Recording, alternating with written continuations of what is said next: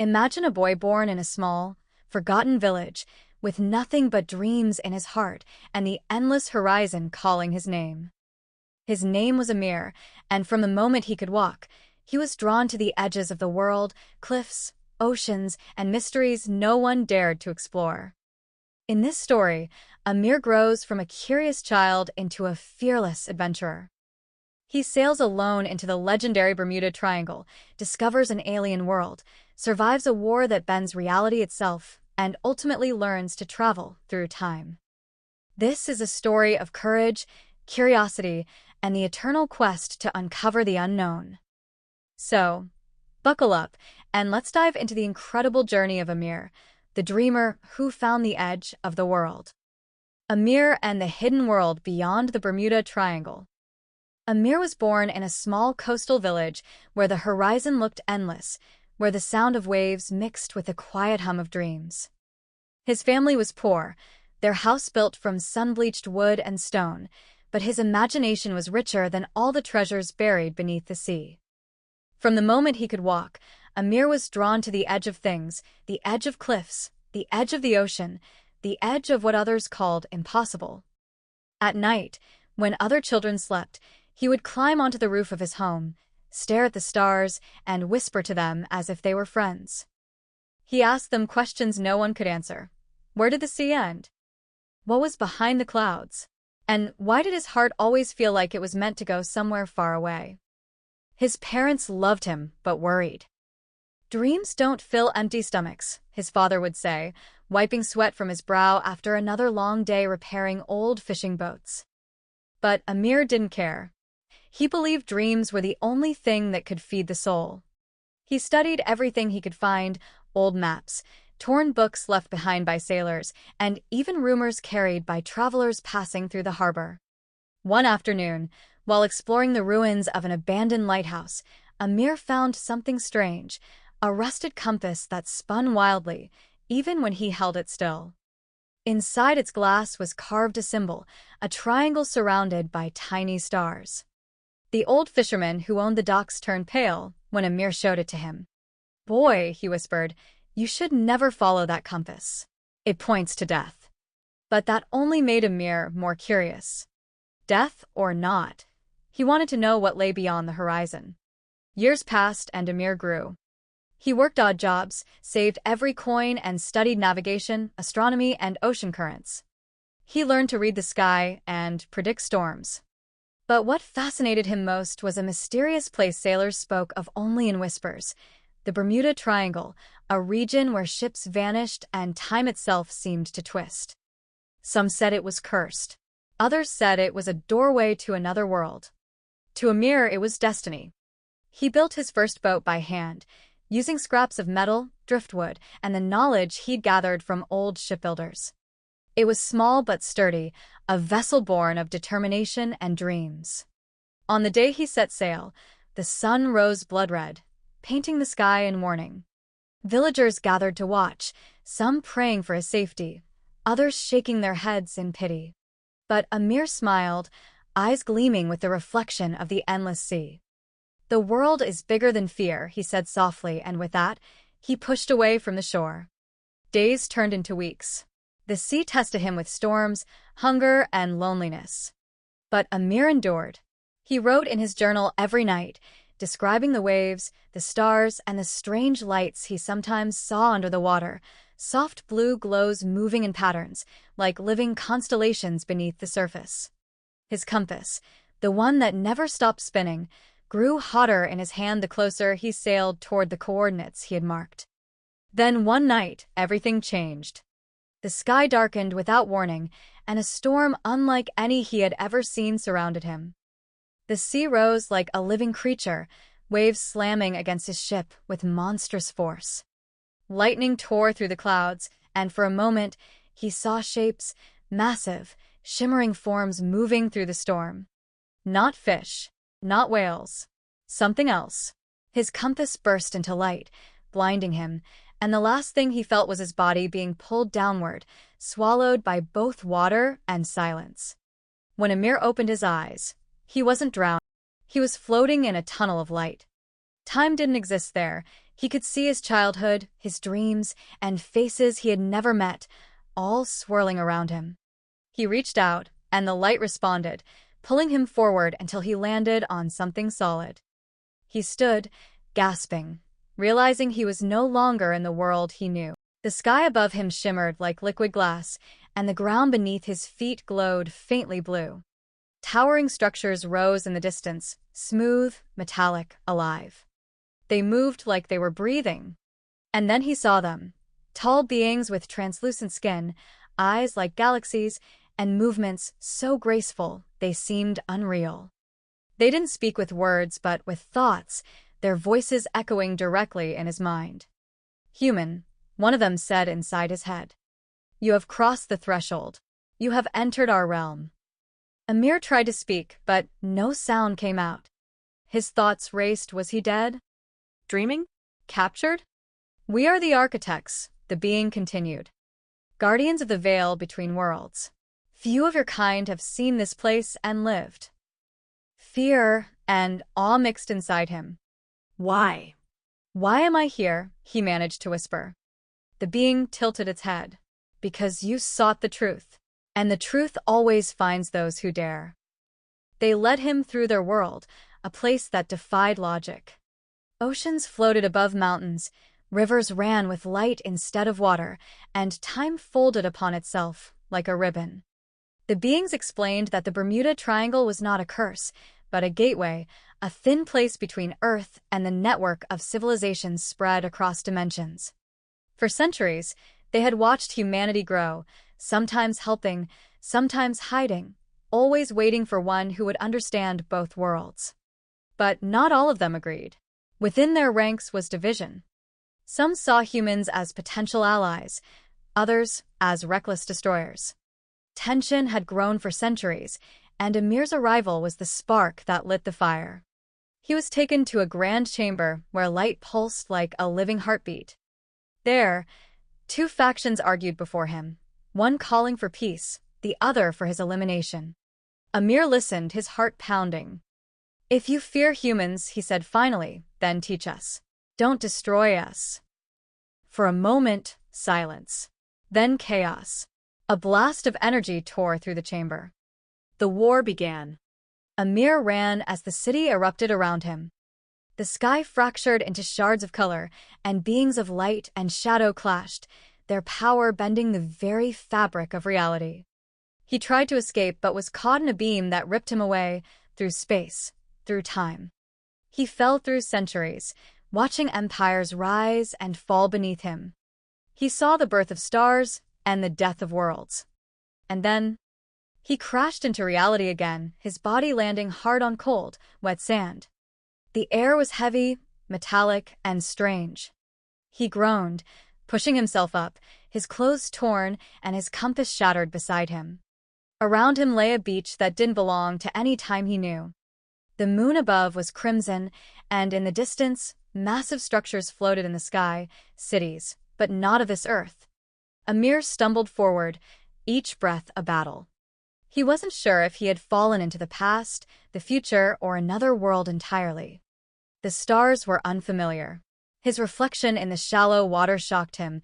His hair was longer, streaked with silver, though only days had passed for him.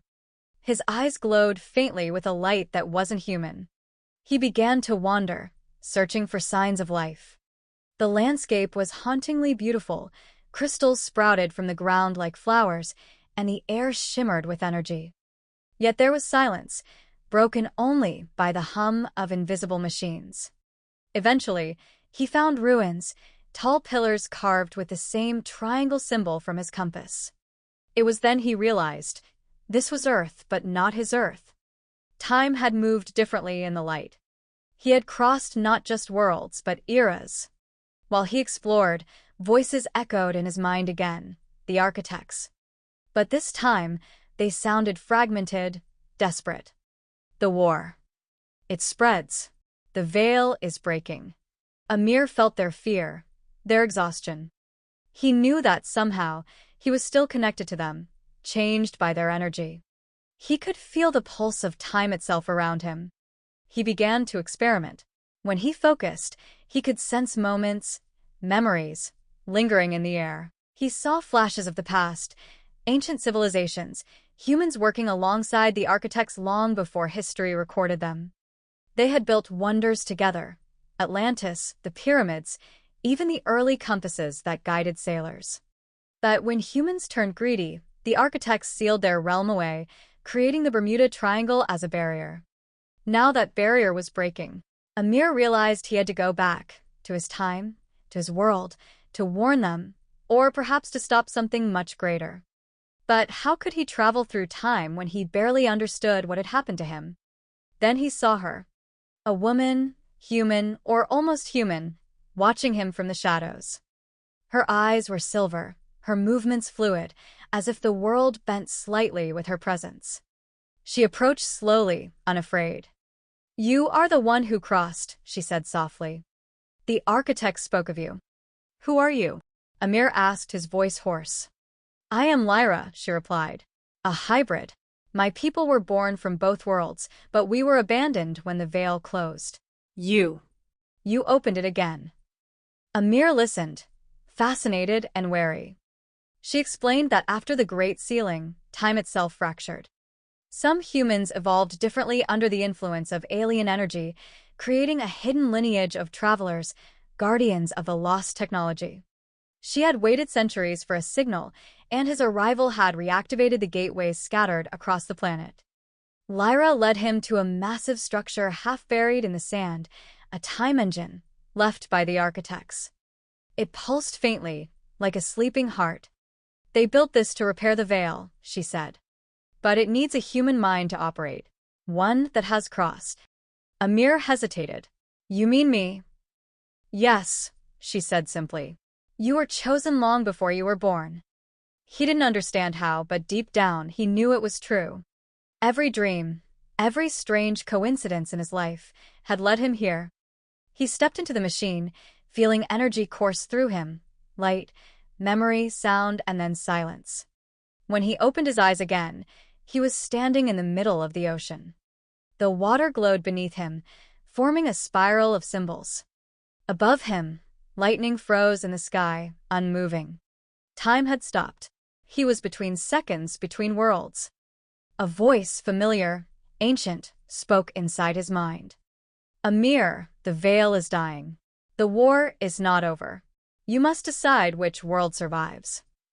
He saw visions, Earth burning under alien skies, the architect realm collapsing into itself, Lyra reaching for him through the chaos. His heart pounded. "There has to be another way," he shouted. "Both can live. Only if you rewrite the flow," the voice said. "Only if you change time itself." The machine's core blazed with light, and Amir felt his consciousness split, one version of him staying in the architect realm, another returning to Earth. Both connected, both aware. He became a bridge between timelines. Through his hands, energy flowed, merging past and future, Earth and the beyond. The war paused, reality trembling on the edge of collapse. And then, silence. The two worlds began to heal. But peace came with a cost. Amir could no longer exist in one timeline. He drifted between ages, witnessing humanity's rise, fall, and rebirth. He watched his own story become myth, tales of a wanderer who tamed the triangle, who walked through time, who made peace with the stars. Sometimes, sailors still saw a ghostly figure on the horizon, a man standing on water, holding a broken compass that still spun endlessly.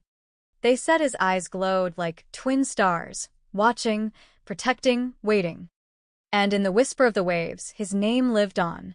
Amir, the dreamer who found the edge of the world. Centuries passed.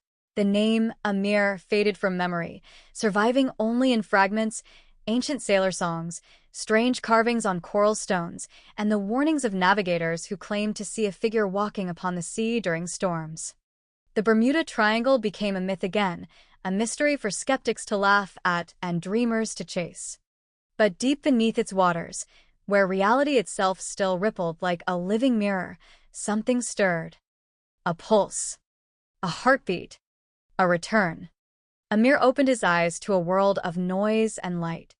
He was lying on a beach, but not the one he remembered. Above him, machines hummed in the sky, drones, metallic and cold. The stars looked familiar, but the air smelled of smoke and electricity. He sat up slowly, sand falling from his hands. His clothes had changed, woven now from an iridescent fabric that pulsed faintly with his heartbeat. He looked around. The ocean was still there, endless as ever, but in the distance stood towers of glass and light. The world had advanced, but something felt wrong. The sky flickered, colors shifting unnaturally, like a glitch in reality itself. A voice spoke behind him, calm, synthetic. Subject identified, Amir. Chronosignature confirmed. Estimated displacement, 712 years. Amir turned sharply. Standing before him was a figure made of metal and light, humanoid, yet faceless. Its chest bore a glowing triangle, the same symbol from his compass. "Who are you?" Amir asked, his voice rough from disuse. "I am Ari-9, it replied. "I am the guardian of the temporal nexus. You should not exist in this era." Amir smiled faintly. "I've been told that before." The machine tilted its head. "The veil has weakened again. The architects are gone. Humanity has rewritten history without memory of their origins. But anomalies remain, especially you." Amir looked toward the sea, where faint lights pulsed beneath the waves. "So it begins again," he murmured. Ari-9 extended a hand. "You are connected to the energy source that sustains both realms. Without your balance, time will fracture permanently." As Amir touched the machine's hand, visions flooded him. Cities crumbling, oceans reversing their flow, people frozen mid-motion as timelines collapsed into each other. He saw humans experimenting with forbidden technologies, unknowingly tearing open the same dimensional wounds he had once sealed. He understood, then, the cycle had restarted. The peace he created had lasted only as long as memory endured. Once forgotten, humanity repeated its mistakes. "Take me to them," Amir said. "To the ones who still remember." Ari-9 led him through a portal shimmering like liquid glass. They emerged in a city of neon light and endless rain. Signs written in dozens of languages glowed above the streets. People moved quickly, unaware of the cracks in the sky. But beneath the surface, in the shadows of the megastructures, something ancient stirred, a resistance. In an underground chamber, Amir met them, a group of humans and hybrids, their eyes glowing faintly like Lyra's. They gasped when they saw him. "It's him," one whispered. "The Bridgewalker." Lyra's name lived among them like a legend. Her descendants had guarded fragments of the old technology, waiting for the return of the one who could reignite the Veil's core. Amir felt a strange ache in his chest at the mention of her. "She survived," he said softly. "She became light," one of them replied. "Her energy guides the gateways. You carry part of her within you." They led him to the last surviving time engine, massive, dormant, and surrounded by data screens flickering with alien symbols. Amir approached it, placing his hand on its core. The room filled with a low hum. Blue light spread outward, awakening circuits that hadn't glowed in centuries. But outside, chaos erupted. Government forces, now ruled by an artificial intelligence that sought to control time, had detected the energy surge. Drones swarmed the skies, their weapons targeting the old ruins. Amir turned to his allies. "You have to trust me," he said. "When I activate this, everything will change. Some of you might not remember any of this, but you'll live in a world that can dream again." They nodded. He pressed his hand deeper into the light, and once more, time folded. The ocean roared through the streets as the triangle's power awakened. Lightning froze midair, buildings shimmered between centuries. Amir felt the presence of the architects again, faint, like ghosts of the cosmos. "Amir," their voices whispered, "will you walk the edge once more?" He smiled, eyes glowing with determination. "Always." The light consumed him, spreading across Earth like dawn breaking after a 1,000-year night. The cracks in time sealed, and the ocean calmed. The world reset, not erased, but healed. And when humanity awoke the next morning, the sky was clear for the first time in centuries. No one remembered the storm or the man who saved them. Yet, deep in the heart of the Bermuda Triangle, sailors still reported seeing a solitary figure standing on the waves, holding a glowing compass that never stopped spinning, its needle pointing not north, but forward. Toward the next horizon. Toward eternity. Toward Amir. 1,000 years became 10,000. Civilizations rose and fell like tides. Humanity reached for the stars, then vanished into them, leaving behind monuments that whispered the same name in languages long forgotten, Amir. He was no longer flesh and blood. Time had dissolved his body, but not his will. He drifted through the corridors of creation, places where light was born, where universes folded like petals. He was not a god, nor a ghost, but something in between, a memory that refused to die. He saw galaxies spin like dancers, saw the first sparks of new worlds ignite in the dark. He walked through dimensions that had no names, guided by the eternal pulse of the compass that still glowed in his hand. It no longer pointed north. It pointed toward possibility. Sometimes, he heard echoes of voices long gone, Lyra's laughter, the architect's hymns, the cries of sailors lost at sea. They were all part of him now. Every time a being somewhere in the universe looked to the horizon and wondered what lies beyond, a small light flared within Amir's heart. That was his legacy, the fire of curiosity that no darkness could extinguish. But even immortality has weight. He began to notice something new, a fading.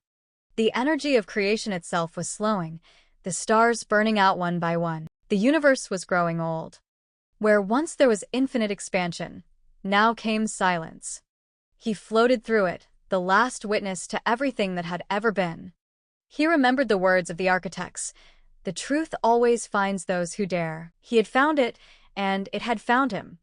The truth was that everything ends. Even light, even dreams. But endings, Amir realized, were only doors. He drifted to the very edge of the dying cosmos, where reality thinned into nothingness. There, he saw it, a faint shimmer, like the reflection of another universe beyond the dark. A new beginning waiting to be born. He understood then that his journey had never been about discovery alone. It was about creation. He closed his eyes. The compass in his hand pulsed one final time, its glow spreading through the void like dawn breaking after the longest night. He whispered, not in words, but in thought, "Let there be another horizon." The darkness trembled. A spark ignited. A new universe unfolded, swirling into existence with colors never seen before. And at its heart, a whisper echoed through newborn stars. "Follow your dreams to the edge of the world." That whisper would one day reach another child, perhaps on another earth, perhaps under another sky, who would look to the horizon and wonder what lies beyond. And somewhere, unseen but smiling, Amir would be there, guiding them. For dreams, like light, never truly die. They only change shape. They only move forward. Amir, the dreamer eternal, the explorer of infinity. His journey was over. And yet, it had just begun. And so, Amir's journey ends. And yet, it never really ends. From a small village to the stars, from the Bermuda Triangle to the edge of time, Amir became more than a man. He became a symbol of curiosity, courage, and endless possibilities. If this story inspired you, imagine what more we can explore together. Don't forget to subscribe to the channel for more epic tales. And if you want to support the creation of these adventures, you can help me on Ko-Fi. Your support helps keep these stories alive and allows me to bring even bigger, more incredible journeys to life. The edge of the world is waiting. Will you dare to follow?